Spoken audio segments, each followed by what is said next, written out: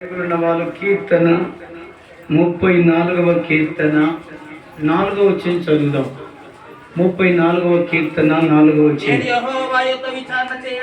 నేను దేవుని యొద్ద విచారణ చేయగా ఆయన నాకు ఉత్తరం ఇచ్చెను. నాకు కలిగిన భయములన్నిటిలో నుండి నన్ను తప్పించెను. గట్టిగలలు అందరూ హల్లెలూయా. మీకు చూడాలి తల్లి, దేవుని వాక్యం ఇంతవరకు పాటలు పాడాం, నిశ్శబ్దంగా వినాలి. దావీదు అంటాడు, నాకు భయం కలిగింది, నాకు భీతి వచ్చింది, సమస్య నన్ను చుట్టుకుంది. అప్పుడు నేను జనాలు చెప్పుకోకుండా నేను నీ యొద్ద విచారణ చేశాను. విచారణ చేసినప్పుడు నాకు ప్రత్యుత్తరం ఇచ్చి నా భయములన్నిటిలో నుంచి నాకు తొలగించావు అన్నాడు. హల్లెలూయా, హల్లెలూయా. అమ్మాయికి చూడు తల్లి, డిస్టర్బెన్స్ చేయకాకు. మనకు సమస్య ఏ మనిషికైనా ఎవరికైనా వస్తుంది. సమస్య వచ్చినప్పుడు మనసులో చెప్పుకోకూడదు. సమస్య వచ్చినప్పుడు ఇరుగు పొరుగు వాళ్ళకి మనసులకు చెప్పుకుంటే కార్యం జరగదు. విచారణ అనేది దేవుని కాడ విచారణ చేయడం. ప్రభువా, ఈ సమస్య నాకు వచ్చింది, ఈ సమస్యకి పరిష్కారం చేయగలిగిన దేవుడు నీవే. ప్రభు, ఈ సమస్య నన్ను శ్రమ పెడుతుంది, శోధిస్తుంది, ఇది తీసేయమని ప్రతిది కూడా విచారణ చేయాలంట దేవుని కాడ. విచారణ చేస్తే దేవుడు అన్నిట్లో నుంచి తప్పిస్తాడని బైబిల్ చెప్తుంది. నువ్వు విచారణ చేయకపోతే అనుకో, నువ్వు శ్రమల పాల్గొతావు. మనసులకు చెప్పుకొని, మనసులకు రకరకాల చెప్పుకొని, మనసులు ఇన్నంతసేపు లేని ఈమెదేం పెద్ద సోదే అని ఆయన నీ మీద ప్రేమ ఉంటే చెప్పదు, నీ మీద ప్రేమ లేకపోతే మరొక గొప్పకి చెప్తుంది. ఈ సమస్య అంతా నీ సమస్య అంతా రోడ్డు మీద పడే అవకాశాలు వస్తాయి. కనుక బైబిల్ చదివినప్పుడు ప్రతిదీ కూడా విచారణ దేవుని కాడ చెయ్యాలని కూడా స్పష్టంగా బైబిల్లో రాయబడినట్టుగా బైబిల్లో ఉన్నది.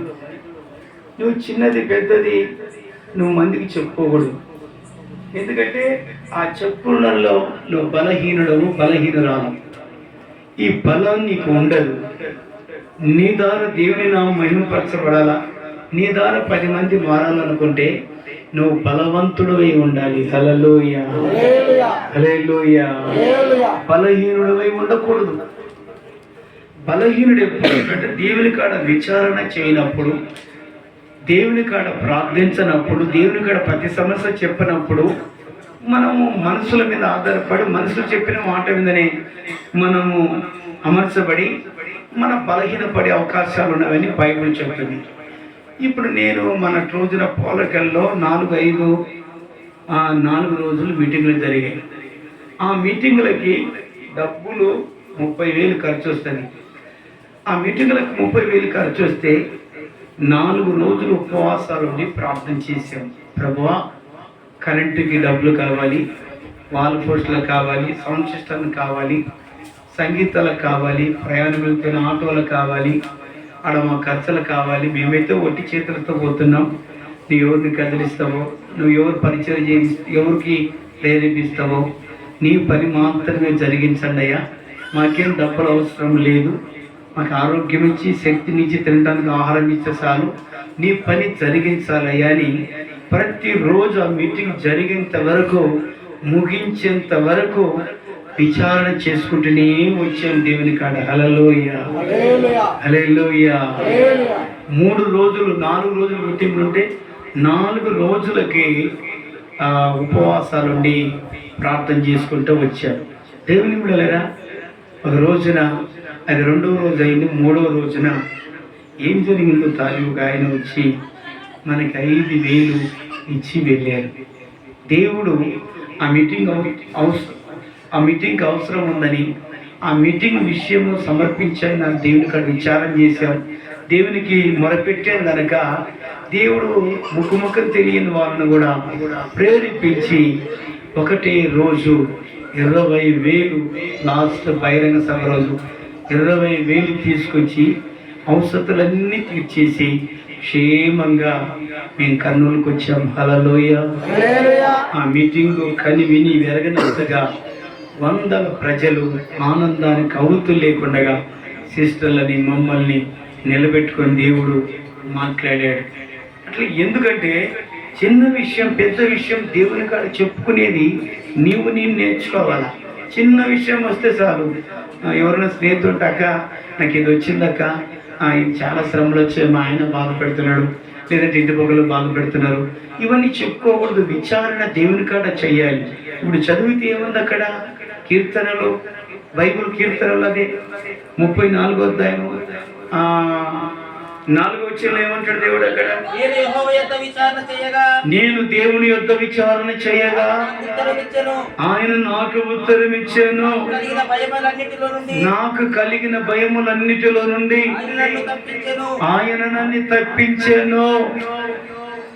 ఆయనకు భయం ఉన్నది, ఆయనకు బాధలు ఉన్నాయి, ఆయన కష్టాలు ఉన్నాయి, ఆయనకు శ్రమలు ఉన్నాయి. ఈ దావీదుకు మనసులు చెప్పుకోకుండా దేవుని కాడ విచారణ చేశాడంట. ప్రభువా, శత్రువులు నన్ను బెదిరిస్తున్నారు, సమస్యలు నన్ను చుట్టుకున్నాయి, బాధలు ఉన్నాను, తండ్రి నన్ను సృష్టించిన సృష్టికర్త నీవే జ్ఞాపకం చేసుకున్నాయని ఆయన దేవుని సన్నిధిలో దేవుని విచారణ దేవుని కాడ చేసినట్టుగా బైబిల్లో ఉన్నది. హల్లెలూయా, హల్లెలూయా. ఇప్పుడు నువ్వు శ్రమలు వచ్చినప్పుడు ఏం చేయాలా? మంచిగా చెప్పుకోకూడదు, దేవుని కాడ విచారణ చేయాలా, దేవుని కాడ వినపం చేయాలా, దేవుని కాడ మొరపెట్టాలా, దేవుని పాదాలకు సమర్పించాలా. అందుకొరికే బైబిల్లో ఒక 3 దేశాల వాళ్ళు యుద్ధానికి వస్తున్నారు. యుద్ధానికి వస్తుంటే ఒక దేశం మీదకి 3 దేశాల వాళ్ళు వస్తుంటే ఆయన భయపడిపోయాడు. మా కాడ సామర్థ్యం ఇంతనే ఉంది, బలం ఇంతనే ఉంది, రథాలు కొన్ని ఉన్నాయి, పరాక్రమశాలు కొందరే ఉన్నారు, సైనికులు కొందరే ఉన్నారు. ఒకవేళ ఆ 3 రాజ్యాలు మా దేశం మీదకి వస్తే మా కుటుంబాలు మా పిల్లలు నాశనం అవుతారు కదా అని అతను ఏం చేశాడంటే ఇశ్రాయేలు దేవుడు ఆ రాజుకు మతుకొచ్చాడు. హల్లెలూయా, హల్లెలూయా. ఆ ఇశ్రాయేలు దేవునికి మతుకొచ్చినప్పుడు ఆ రాజు ఏం చేశాడంటే 3 రోజులు ఉపవాసం ఉండి దేవుని కాడ విచారణ చేశాడు. హల్లెలూయా. ద్వితీయోపదేశ కాండం బైబిల్ ఉన్న వాళ్ళు 2వ దినవృత్తాంతాలు 20 అధ్యాయము 3వ వచనం చదువుదాం. అందుకు యెహోషాపాతు భయపడి యుద్ధాని కోసం అంటే భయపడి యెహోవా యొద్ద మనసు నిలుపుకొని దేవుని కాడ విచారణ చేసిన యెహోషాపాతు యెహోవా యొద్ద విచారించుటకు మనసు నిలుపుకొని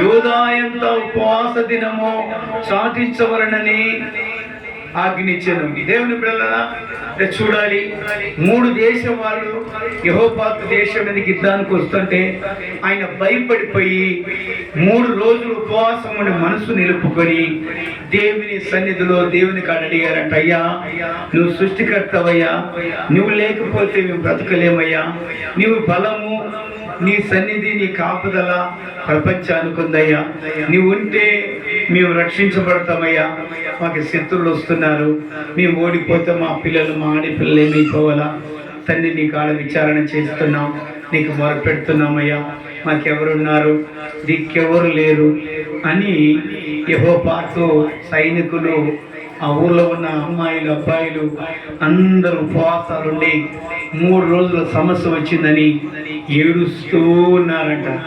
ఏమని ఏడుస్తున్నాడు? 12వ వచనంలో, మా దేవా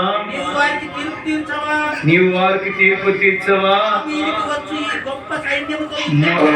వచ్చే గొప్ప సైన్యముతో యుద్ధం చేయుటకు మాకు శక్తి చాలదు, మేము ఏం చేయలో మాకు తోచదు, నీవే మాకు దిక్కని. హల్లెలూయా, హల్లెలూయా. అంత గొప్ప రాజు, అమ్మాయి దేశాన్ని పరిపాలిస్తున్న రాజు మనసు నిలుపుకొని ఉపవాసాలుండి భూమిని ఆకాశాన్ని సృష్టికర్త అయిన దేవుని కాడ మాకెవరు దిక్కున్నారయ్యా, మా పిల్లలకు, మా రాజ్యానికి, మా దేశానికి ఎవరు లేరు నాయనా, నీవే మా దిక్కయ్యా, మేము ఏం చేయాలో తోసక ఉన్నదయ్యా, సహాయం చేయవా అని దేవుని కాడ రాజు ఆ ప్రజలు విచారణ చేశారంట. హల్లెలూయా, హల్లెలూయా. ఏం చేశారంటమ్మా? గట్టిగా చెప్పండి, ఏం చేశారంట? విచారణ చేశారంట. ఈ 24 వచ్చేలోకి వస్తే దేవుడు వాళ్ళ ప్రార్థన ఆలకించి శత్రువులు ఏం చేశాడు? 24 వచ్చినల్లో యూదావారు 2 మందున్న కాపర్ల దుర్గము దగ్గరకు వచ్చి సైన్యము తట్టు చూడగా వారు శవములై నేలపడి ఉండిరి. 2 లక్షల మంది ఒక్కడు కూడా తప్పించుకునలేకుండగా ఒకడి పొడుచుకొని చచ్చిపోతాడు దేవుడు చేశాడంట. హల్లెలూయా, హల్లెలూయా. ఏం చేశారంటమ్మా? ఒకరికొకరు పొడుచుకుంటాడు చచ్చిపోయారంట. అందుకొరిక పాట, యుద్ధము యెహోవాదే, యుద్ధము యెహోవాదే, రాజులు మనకెవ్వరు లేరు, సూరులు పాడందమ్మా.